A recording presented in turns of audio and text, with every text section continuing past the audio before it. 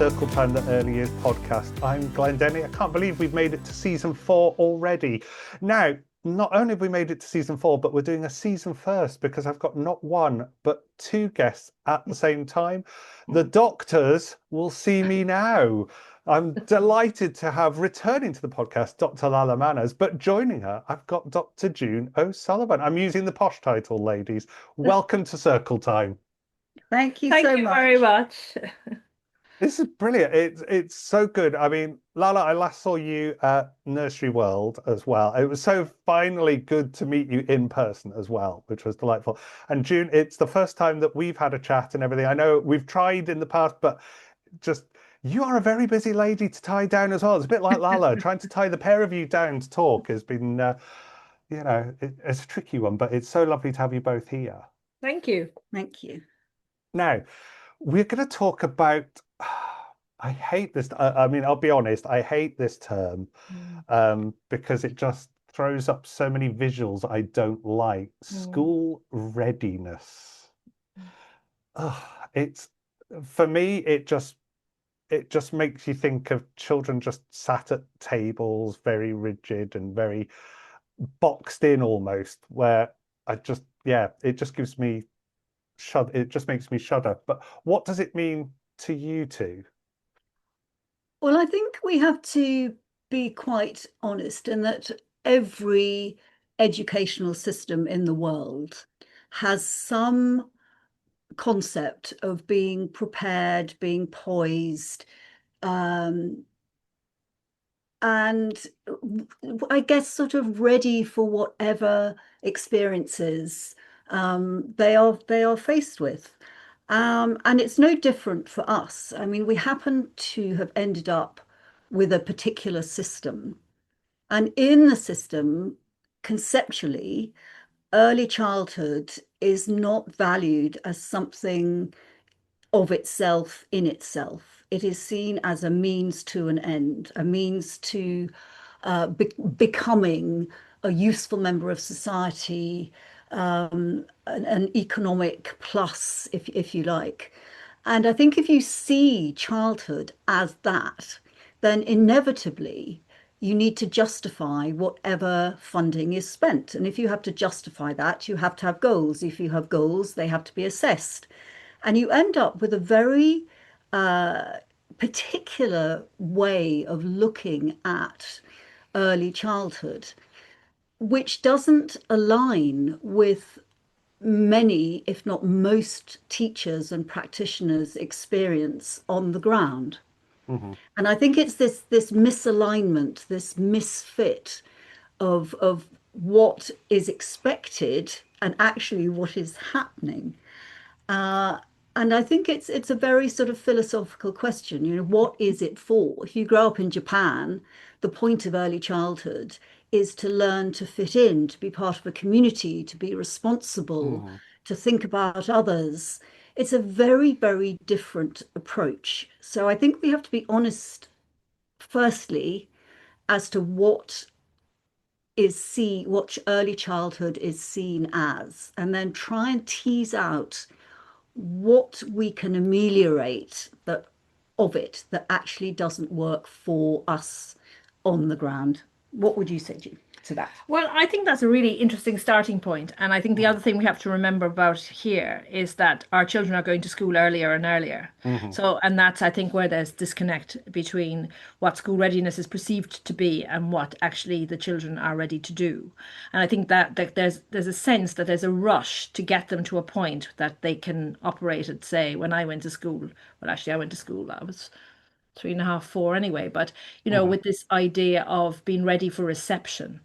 And actually, I think what we're talking about here are young 3-year-olds quite often. Yeah.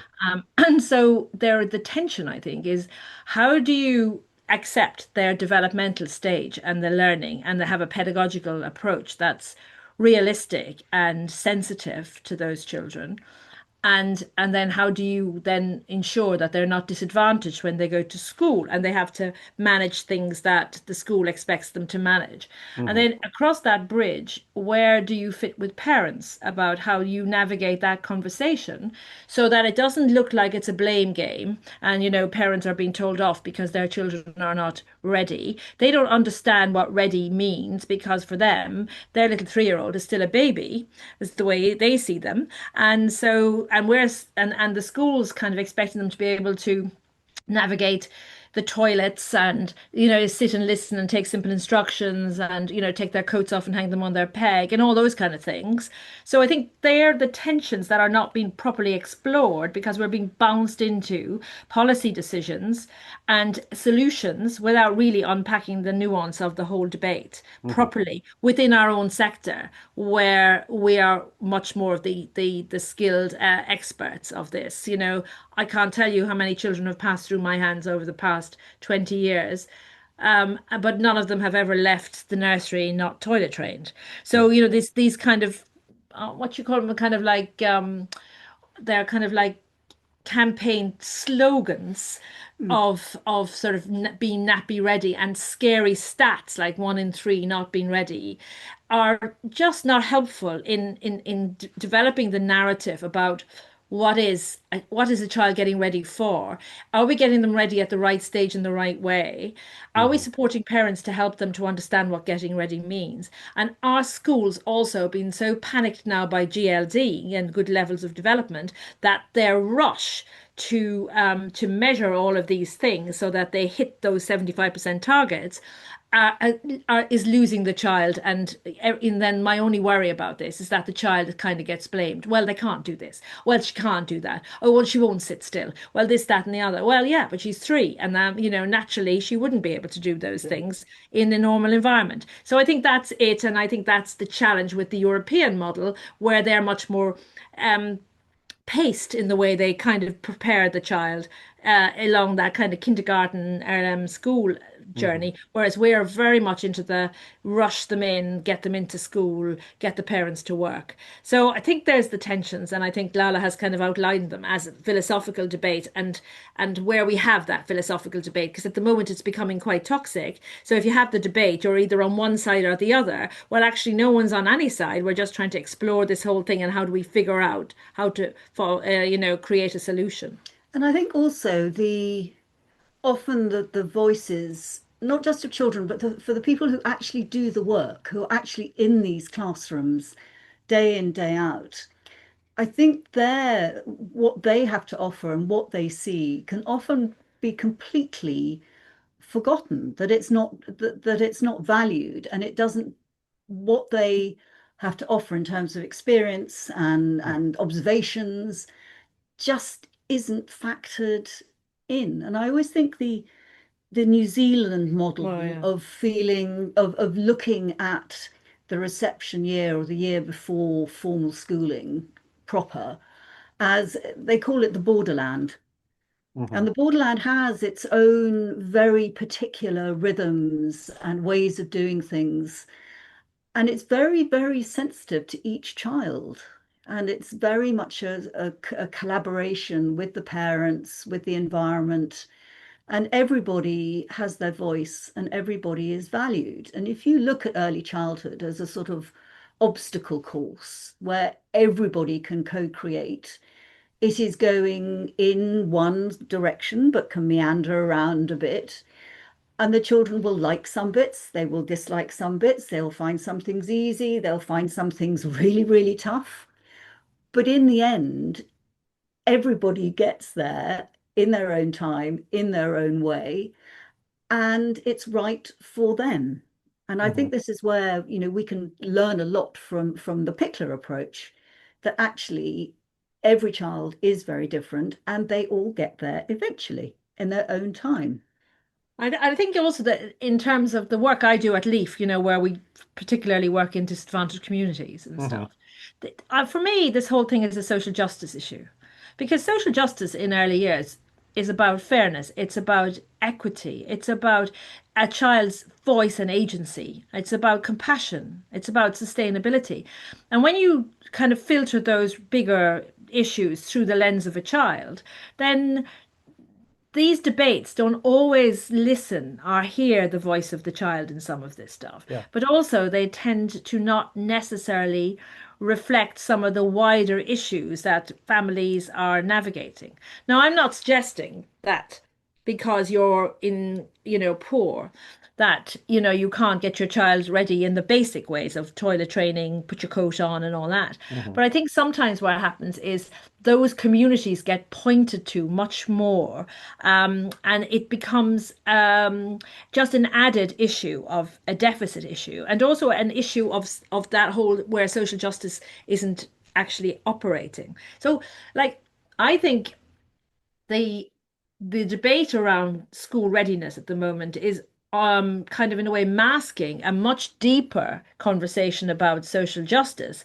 and what we mean for children and how we approach those things, and also how we position the early years education and care within that conversation, Mm-hmm. and what's so important, and then and therefore and the kind of pedagogical kind of rationale for how we address these things, because quite often the language of pedagogy, which is the way and the how we lead the children to learn, and the way we operate the art, craft, and science of teaching, gets completely lost in this, and it becomes much more an end product, just a measure.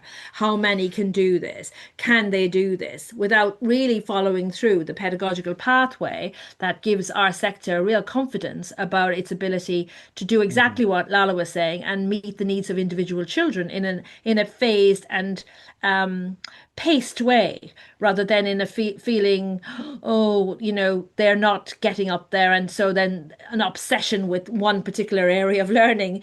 We hear it a lot about, numeracy, literacy. We hear that we've had the whole phonics debate for years about all of that. And what's missing is that just the ordinary ground rules, just the ordinary basics, just the Yeah. ordinary things about just a little child finding their way around a nursery, just as a pathway, not talking, not singing, nothing else, just getting in there and just getting a sense of where their place is in that building. And we just don't, we seem to be rushing them for everything, and Mm-hmm. they really need time. And that first, I always think that the first term, they really need, it's this idea of doing school.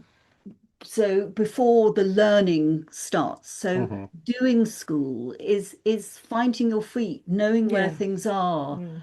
being all right in a new Yeah. environment. I mean, we don't, with babies when they come in, they have a key person and they have somebody there who's there for them all day, every day, and time is spent, and suddenly that's all taken away. There Mm-hmm. is no person who's going to be there for them that they can go to be looked after all Mm. day. These are big classes, they're noisy, there's a lot going on. They're very bright. The bathroom is The often bathroom's outside. miles away. Yeah. So if you're sitting there thinking, where is the bathroom? Am I going to hate lunch? Yes. Oh my goodness, I've got the wrong shoes. Everyone else is in better shoes. I mean, all these things loom large in their Can you imagine? worlds, and you can't It's sit there being faced with a phonics lesson when you're fussing about yourself. And I think Mm-hmm. this is where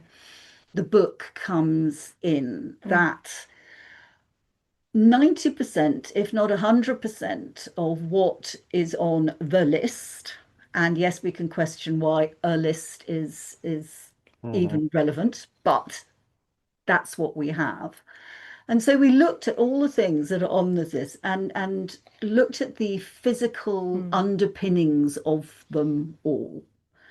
And there's a lot we can't get right for children. I mean, inevitably, but there's a lot we can get right. And if we look at the physical element and the movement element that underpins all this stuff, actually, we can get them to what I would call a place of safety, Mm. that they will be able to manage whatever in their own way, whatever they are faced with during the day. And I think that's the reason for writing the book. It's not a sort of, this is what you will do, and this is, the effect. It's have a look at the physical underpinnings, and get that bit right, and then other things will fall into place. They always say Hmm. if your body is functioning well, actually your mind quite often follows. And it's no different for children. What is good for us is good for Exactly. them. Which is precisely why we wrote that other book. Exactly. Yeah. Which is, because the original book we wrote together, Think, feel, do. yeah, basically was written because the notion of well-being was becoming, and sort of feeling good about yourself physically and emotionally, was almost becoming a separate issue. And what we Hmm. were saying was, actually, it's about the whole day, and the stuff you do with the children is as good for you as it is for the children. So kind of indulge in the things that you do. So if you're going for a walk in the air, and watching the leaves fall and experiencing a light breeze and all that, and you're talking about how the children, it's not just a learning experience for the children, it's also an experience for you.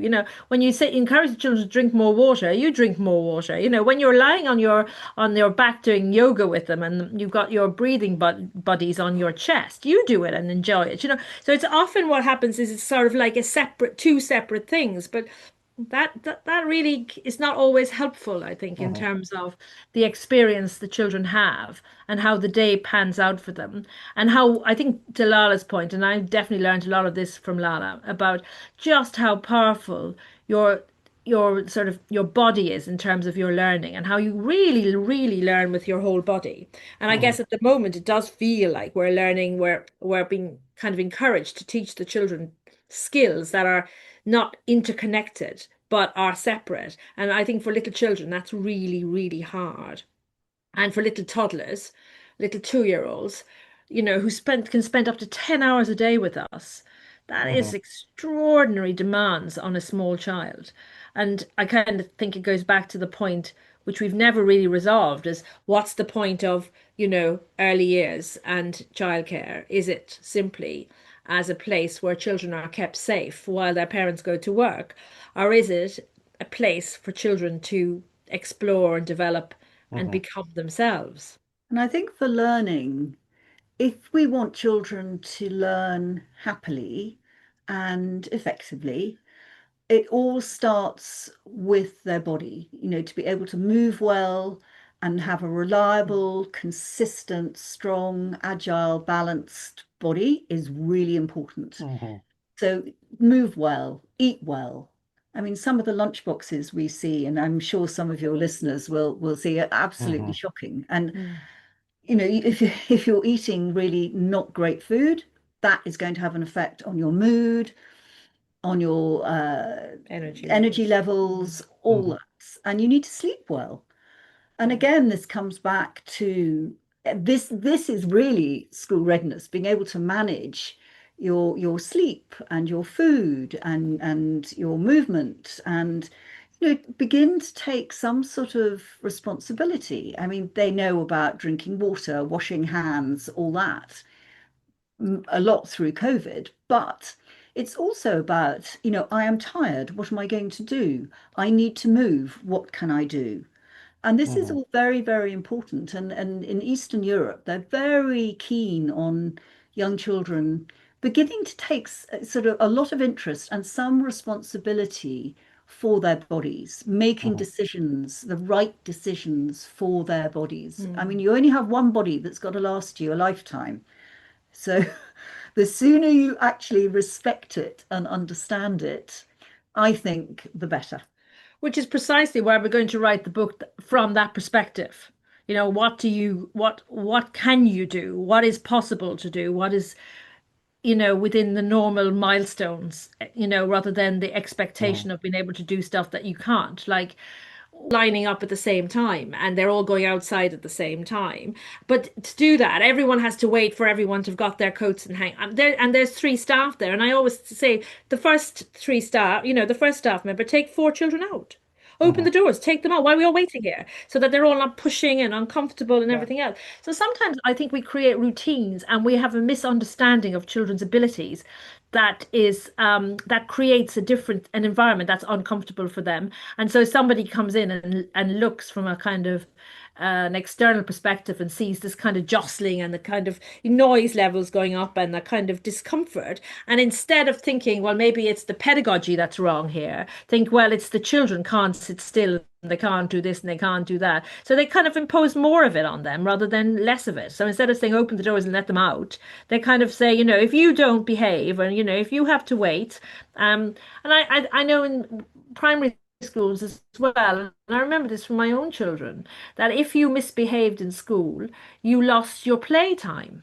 Now, to me, that Mm, was cruelty because yeah. often you lost your playtime because you couldn't cope with the demands of sitting still the whole time. It didn't make you a bad child. It just made you a child that didn't manage that sort of experience for longer. And the one thing that would have benefited them was to go outside and play, a word we need to make sure that is reflected in everything we do because it's a word that's under a lot of threat these days. Yes. But to go outside and play in a whole, in their own sort of self-independent way, and that's taken away from them. The one thing that would make things better for them, is reduced. So I think there are all those kind of conversations that to be had, and if they're being led by people who don't understand how children learn and how children develop, then you will get these situations, and then you'll get policies being made on those kind of slogans of 1 in 3 children not ready for school, and they're all coming to school in their nappies.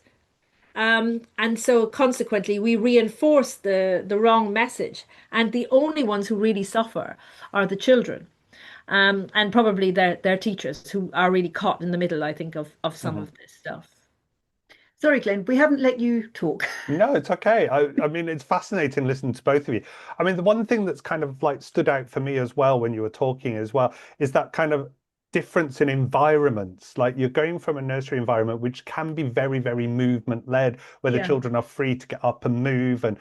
and like those gross motor, those fine motor, and they're very, very child led. So all of a sudden, the very, very formal Mm. kind of school classroom, but even, And I going think to that, yeah, I reception. think for a lot of children, and if you think of the age difference, which could be a year Mhm. Yeah, in totally. that Yeah. in those classrooms, Some are born. it's really, really difficult for many children. And you think, a lot of them may have English as a second or third language. A lot of them will be new to English. Yeah. Mhm. So not only are they not being given opportunities to communicate with each other and move together and negotiate together and do a lot together, but a lot of them are struggling with actual, tuning into English. I mean, English is pitched very high. Mm.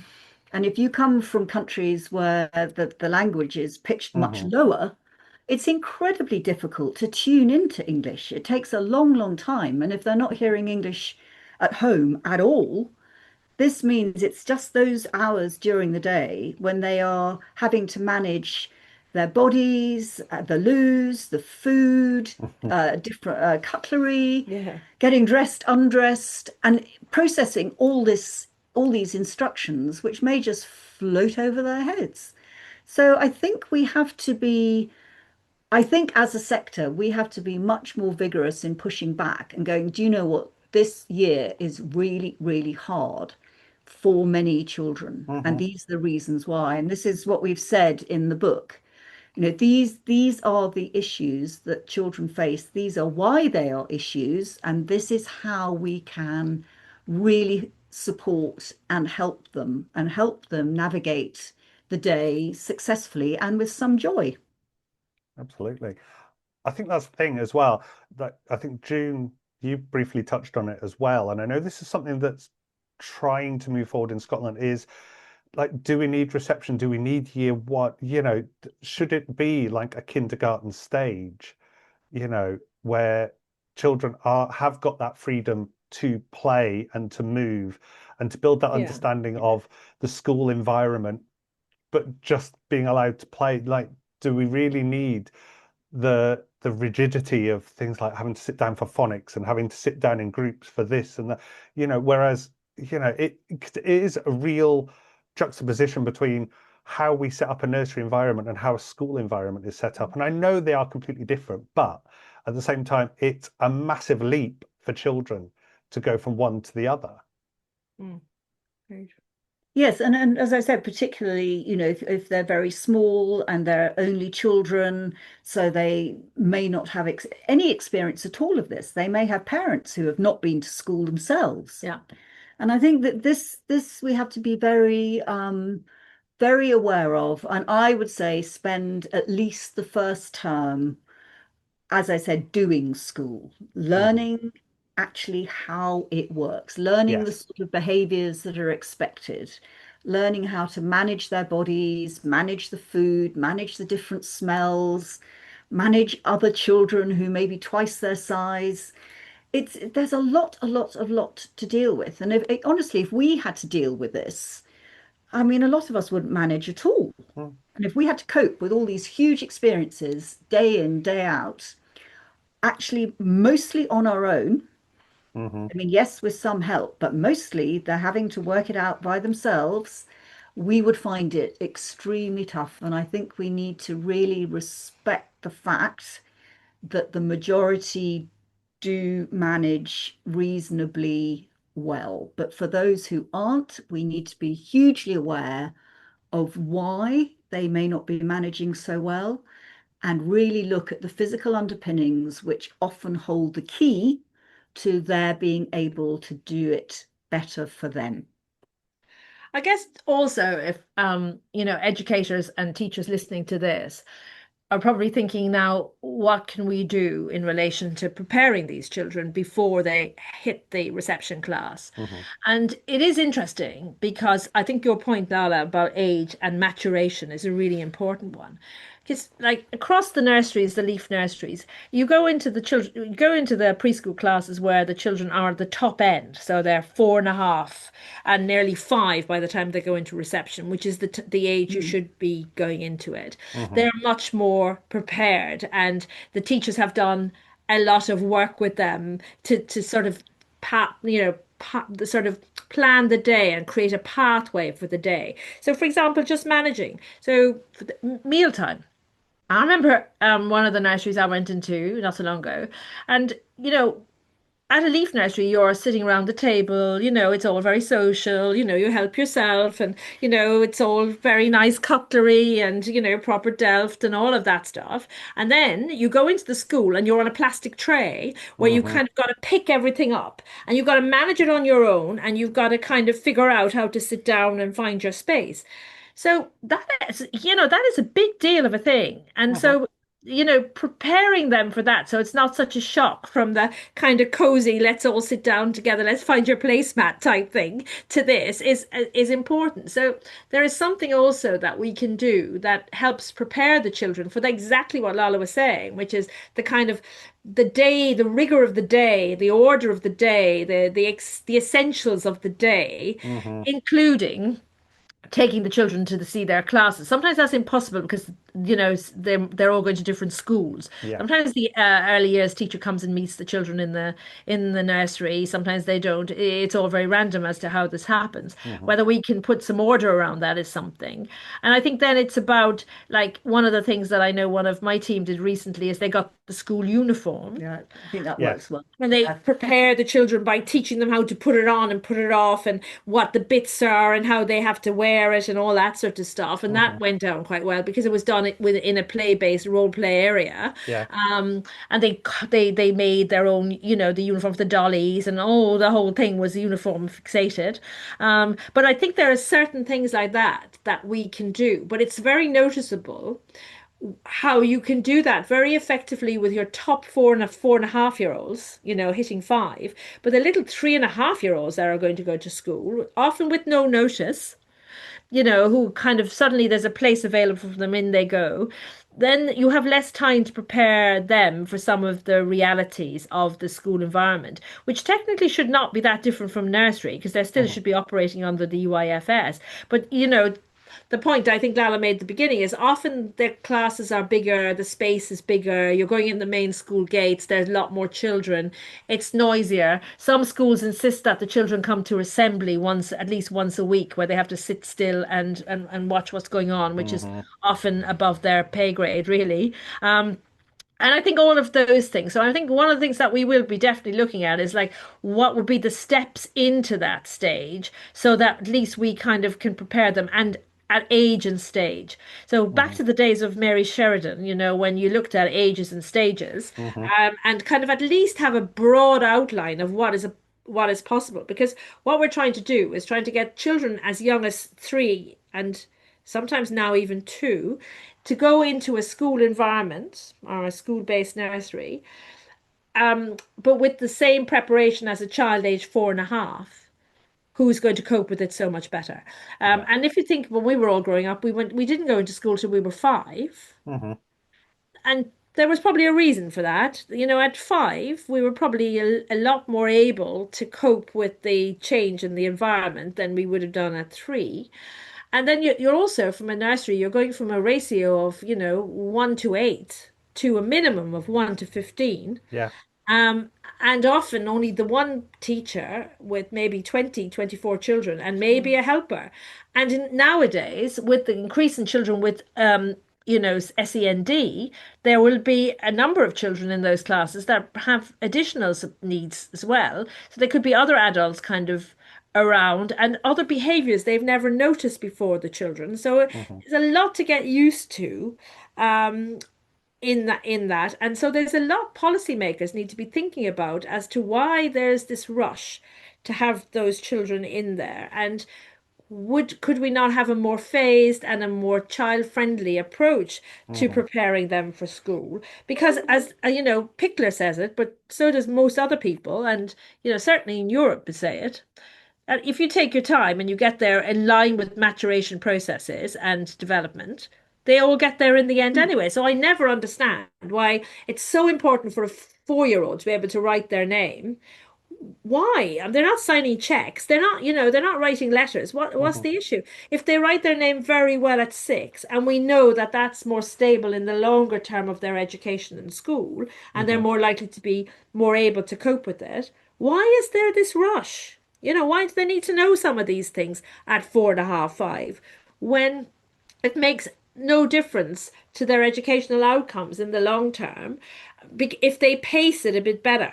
Now, if you said to me, oh, well, if they don't acquire everything by the time they're 4.5, 5, then they're not going to be able to progress. I would say, okay, fair enough. But we know that actually pushing them through and trying to get them to a particular stage earlier does not mean it's secure, and therefore Hmm. it doesn't mean it actually advances those children at all. But what we do know is if they have a proper play-based education, well differentiated, with plenty of extension, in a very environment rich with language and literacy, Hmm. and numeracy built through play-based approaches, those children really thrive, and Yeah. actually it stays with them, and you don't see that drop in the 8-year-olds that we see in primary school, which is very hard to pick up from. And I think interestingly, I mean, because I'm a movement expert, I see things very much through a movement lens. Hmm. With physical competencies and skills, you can't push them Hmm. because it doesn't work. They simply Can't either do it. get bored, they can't do it, or they sit down and think it's funny. So you have to wait for them for the systems to mature enough for them to want to do it.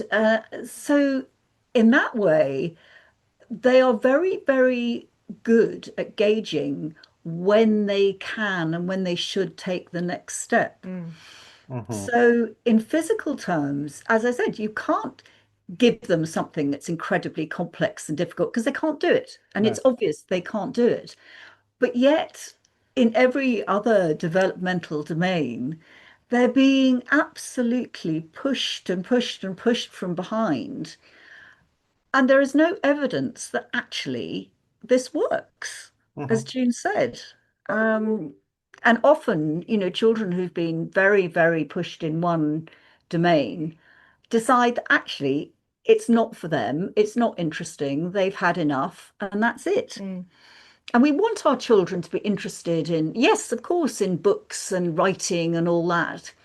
But that comes after a huge amount of experience of rhyme and movement and language and imagination and actually doing things together in a group. And from that, written language will emerge in this very beautiful, wonderful way. But if you're pounding at them from the minute they enter reception, it's, when you see a line of little ones with these awful white wobbly boards and felt tips, and you think, what?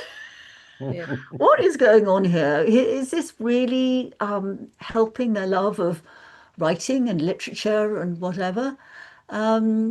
Yes, so I think take a leaf out of the physical approach Mhm. because it really does work for them. Yes. 100%. No, I mean, you know as well that for me, it's the physicality of what they do. It's building those skills. I mean, we've had conversations before in the past about, encouraging children to run up hills or climb trees because they're building those muscles, which will, like you say, eventually lead on to, picking up a pen and mark making or writing and doing all of that. But, we need that play-based foundation. We call it the earliest foundation stage for a reason, because we're laying all those foundations, that love of literacy through song and rhyme and storytelling, and all the physical skills that we do. And it's all what we don't want is for all those foundations to be completely broken away when they go into a school setting where they're kind of getting lost in a sea of numbers because that's what school needs to do. They need to report this data, and there's that real sort of difficulty for everyone, really, Yeah, but I most think this importantly is for the this children. is as we said at the beginning, it's this sort of misalignment, and if you have a certain view of childhood, then you have to produce the data that justifies Hmm. what you're doing. And I think this may require, as I said, quite a severe pushback and a proper valuing of teachers' experience and knowledge and expertise so that we don't have daft tablets from crashing on our heads from on high Hmm. with yet another initiative or another something which doesn't align with our values and our principles and our expertise and our knowledge that's been Hmm. acquired over many, many, many years. No, I agree. 100%. Well, time has crept up on us, but this has been it's been an absolute joy to kind of hear the passion, and kind of, for me, validation as well. I think that's a key word for me, the validation that children are not numbers, that they are individuals, they are unique, and that's what they should be celebrated as, absolutely unique children. And it's been an absolute joy to talk to both of you. So June and Lala, thank you so much. Thank you, Glenn. Thank you. Bye now. Bye bye. Bye.